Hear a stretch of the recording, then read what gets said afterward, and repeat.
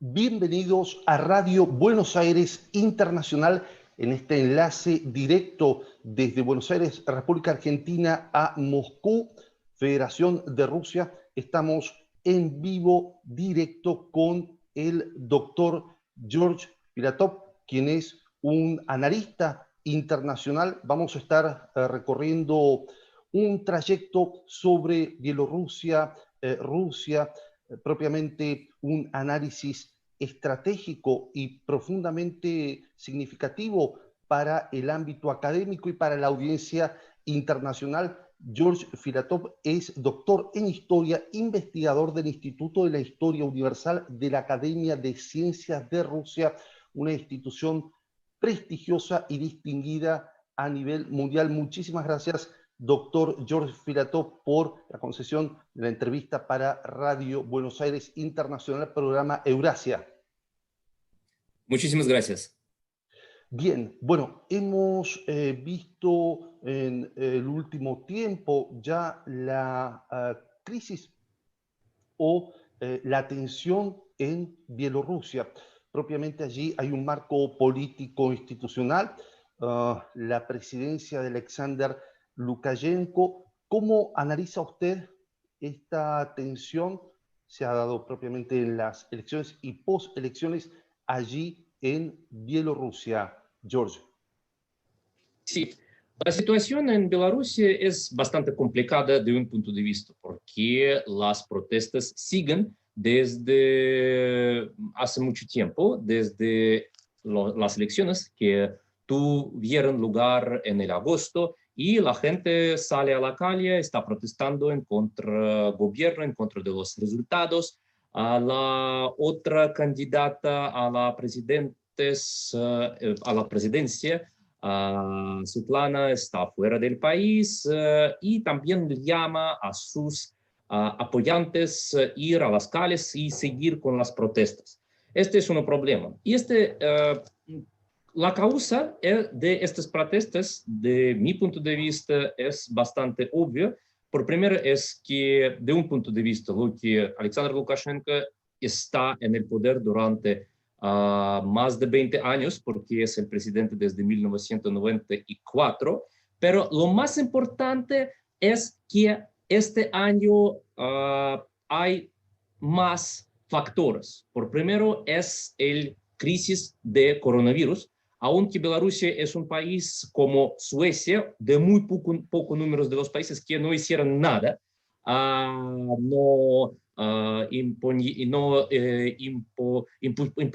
impusieron una lockdown o confinamiento, no eran ningunos problemas con la economía, pero el problema es que la crisis económica global también influyó a Bielorrusia, que está incluida en la economía global.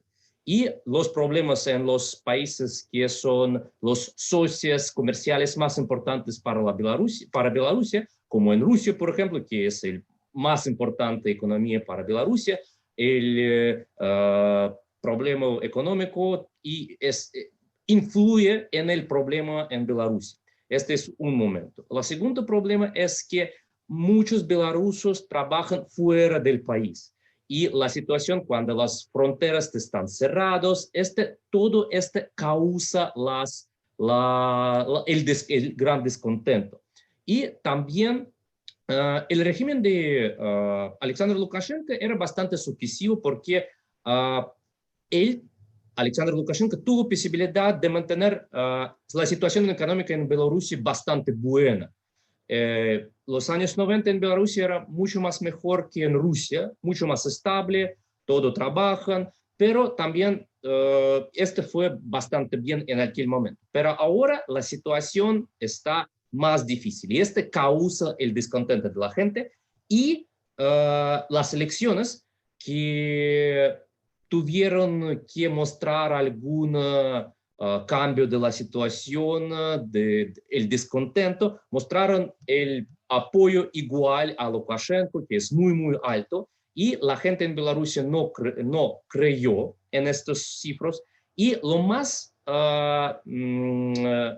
problemático para Lukashenko era que él usó mucho poder en contra de los protestantes, en contra de los manifestantes, y este causó más descontento porque hasta que los trabajadores en las factorías, ellos están en contra de Alexander Lukashenko.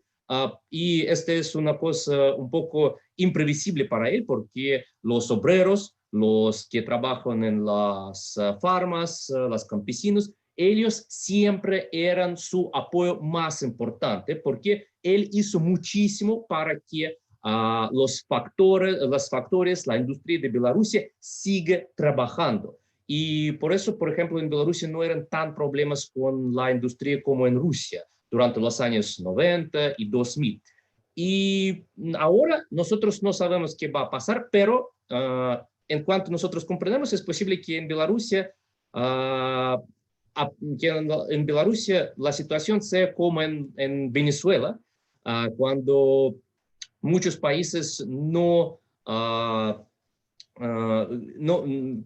cuando muchos países dicen que Alexander Lukashenko no es el presidente de Bielorrusia porque ellos no tienen ninguna confianza en estas elecciones, y la misma situación en Venezuela cuando muchos países europeos de norte de América dicen que ellos no creen en lo que Maduro está el presidente. Este es lo que es posible pase con Bielorrusia. Ahora, es posible, viendo el mapa, Bielorrusia también es un país que está en un encuadre geopolítico muy particular, ¿no? Uno piensa en también Ucrania, Polonia, parte de la OTAN, pero propiamente allí Bielorrusia precisa de la cooperación y de la ayuda de Rusia frente a una tensión también internacional. Y en el contexto, como bien marcaste, de una pandemia global, de un desgaste en general de los gobiernos, allí entonces la situación está en un grado de estabilización, podríamos decir, estándar. Bien, Bielorrusia depende de tercera parte de la exportación de Bielorrusia, del comercio de Bielorrusia, es comercio con Rusia. Y la mayor parte y el gran número de la exportación de Bielorrusia a otros países, por ejemplo, a Unión Europea, que es segundo socio de Bielorrusia, es la reexportación de los productos que Rusia vende a Bielorrusia. Porque Bielorrusia es nuestro gran amigo. Nosotros vendemos a Bielorrusia petróleo, gas, algunos otros materias primas por los precios internos de Rusia, y Bielorrusia también vende estos precios a Polonia, a Alemania, a otros países por los precios internacionales, y este también un gran factor en la estabilidad del régimen, de los del dinero que llega al régimen de Alexander Lukashenko. El problema es que Rusia durante este año y el año pasado presionó muchísimo a Lukashenko porque Rusia quisiera recibir algo a cambio de estos grandes favores que hicimos, y Lukashenko, como una persona que está gran luchador, gran político, trató de defender los intereses de Bielorrusia y fue a los grandes negocios. Pero Rusia tuvo más instrumentos para presionar a Bielorrusia. Y también los problemas económicos de Bielorrusia también, una de las razones, uno de los factores es lo que nosotros bajamos la exportación a Bielorrusia de las materias primas por los precios internos de Rusia. También otro momento, los productos que produce Bielorrusia por el mismo industria que fue creada durante los años soviéticos, todo esto principalmente está exportado a Rusia. La industria pesada, 90% de esta producción está enviada a Rusia, donde hay un enorme mercado para todos los productos de Bielorrusia. El gran número de los, por ejemplo, productos del mueble. Las muebles en Rusia mucho está producido en Bielorrusia. Por ejemplo, yo ahora estoy haciendo una reforma en mi casa y yo, bien, estoy esperando unos muebles desde Bielorrusia. Y la conexión entre nuestros dos países económicos son enormes. Y por eso, por ejemplo, cuando empezaron las grandes protestas, Rusia esperó un poco cómo va a desarrollar la situación y no hizo unos grandes pasos a favor de Lukashenko, esperando porque Lukashenko en Rusia, en la política de Rusia, hay gran irritación en contra de Lukashenko que durante toda su presidencia está equilibrando, trata de equilibrar entre Rusia y Unión Europea y los países occidentales, y por eso en Rusia hay gran irritación, y por eso también en Rusia esperaron nuestro gobierno antes de hacer grandes signos de apoyo de Lukashenko. Pero cuando todos comprendieron que Lukashenko no va a salir desde su presidencia, solo a este momento Rusia y el gobierno de Rusia decidió de finalmente presentar su apoyo y decir que estamos con Alexander Lukashenko. Y este es un momento importante para él. También China decidió de apoyar a Lukashenko y considerar que bien, él es el presidente de Bielorrusia. Pero también necesito de importar que en Bielorrusia, con motivo de tan grande dependencia de Bielorrusia de la economía de Rusia, no hay tan grande sensación antirrusa como, por ejemplo, era en Ucrania. Y por eso nosotros aquí esperamos que, a pesar de desarrollo de la situación, nuestras relaciones con Bielorrusia sean buenas en todas formas, en todos casos. Sonido.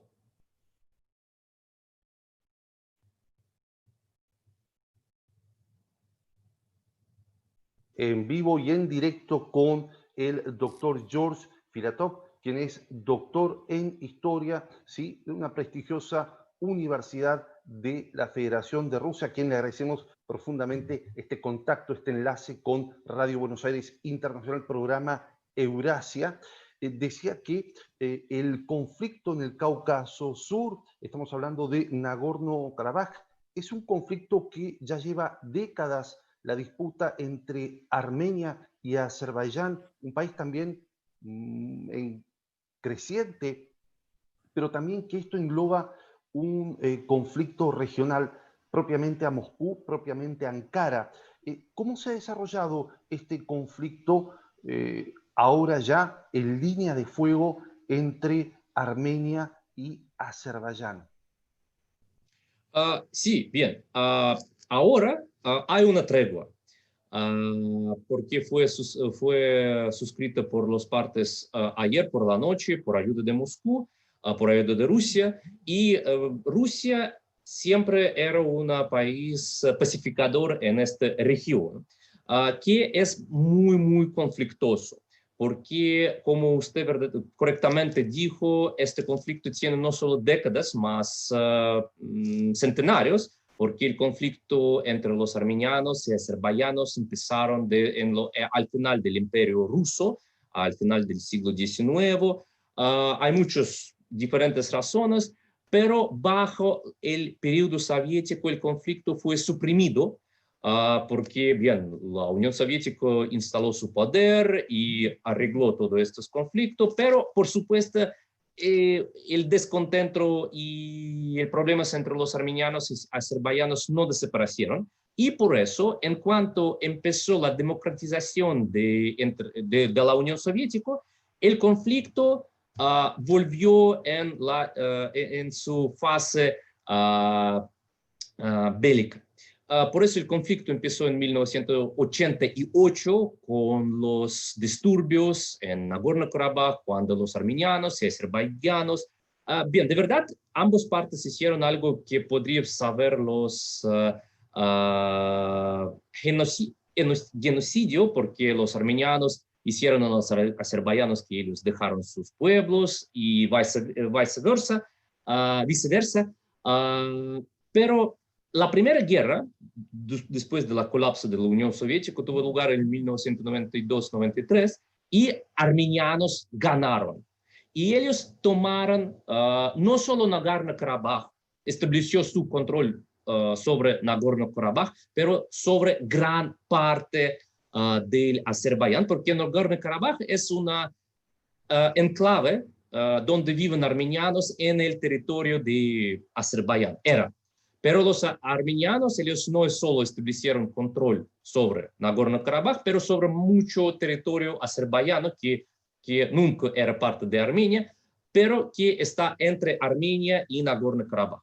Y Azerbaiyán durante todos estos 20 años era bastante descontento con el resultado de esta guerra y quisiera hacer un revancha. Pero Rusia siempre era un país que cuando estos ambos países tuvieran algún tipo de los conflictos, pequeños cambios del fuego, unas pequeñas guerras de 1 o 2 días, Rusia siempre hizo estos países de hacer alguna paz y dejar el fuego. Pero en estos días, como nosotros sabemos, la guerra esta es nueva fase de la guerra, porque Azerbaiyán quisiera tener un revanche, quisiera eliminar status quo, porque status quo significa que Azerbaiyán está de acuerdo con su pérdida. Y ahora empiezan, como esperamos que termina la fase bélica y empieza la fase de los negociaciones entre Armenia y Azerbaiyán, porque Armenia dijo que estaba lista de hacer algunas negociaciones, hacer algunos convenios con Azerbaiyán, pero mutuos. No sabemos cómo todo va a pasar, pero esperamos que ellos llegarán a alguna conclusión. Otra cosa que es inesperada en este conflicto por parte de los expertos, por parte de la gente general, es la posición de Turquía en este conflicto. Porque Turquía, bien, siempre Turquía no era del parte de Armenia, que es obvio, porque Turquía hizo en 1900 el primer verdadero genocidio, eliminando 1 millón de los armenianos en sus territorios durante la Primera Guerra Mundial. Y bien, es obvio que Turquía no está de parte de Armenia, siempre apoyó a Azerbaiyán, pero no oficial. Y siempre antes Turquía estaba por el paz. Pero en estos días, durante estas semanas, Turquía está abiertamente por parte de Azerbaiyán, está pro-bélica, está pro-guerra, y oficialmente dije que nosotros de Turquía esperamos que Azerbaiyán establece control sobre sus territorios. Y esta es una cosa inesperada porque Turquía nunca hizo tal tipo de declaraciones, pero como nosotros comprendemos, ayudó a Azerbaiyán porque en general todos los países, y Rusia, y Estados Unidos, todos, y Francia, todo el mundo está en contra de la guerra. Ningún país no quisiera nuevo conflicto bélico en ninguna parte del mundo, porque todos tenemos muchos problemas en este momento con coronavirus, con otras guerras, etc.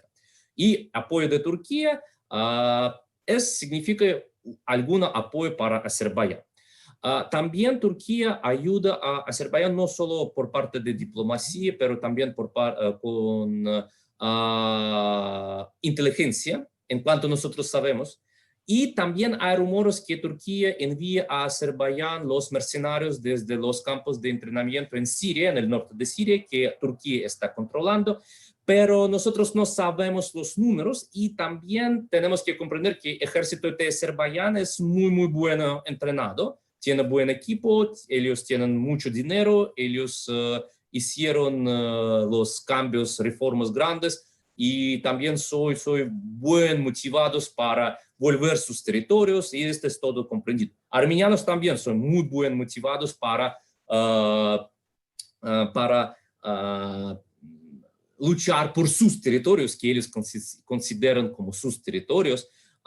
Y también todos ellos comprenden que es posible que el final de la guerra, cuando alguna de las partes toma los territorios, esto va a significar que la población, que no es, por ejemplo, si azerbaiyanos toman la territoria, los armenianos no van a vivir en este territorio. Esto es obvio para todos. O si armenianos toman un territorio de Azerbaiyán, los azerbaiyanos no van a vivir a este territorio. Esta es la situación de estos países. Durante estos días, Azerbaiyán tuvo posibilidad de recuperar control sobre bastante muchos territorios, sobre algunos pueblos, sobre una ciudad, y también la guerra fue inesperada por los armenianos. Este es en cuanto nosotros comprendemos. Y ayuda de Turquía y buenas reformas del ejército de Azerbaiyán dieron a Azerbaiyán la posibilidad de, en este momento, Azerbaiyán ganó mucho territorio. No todo, pero bastante mucho.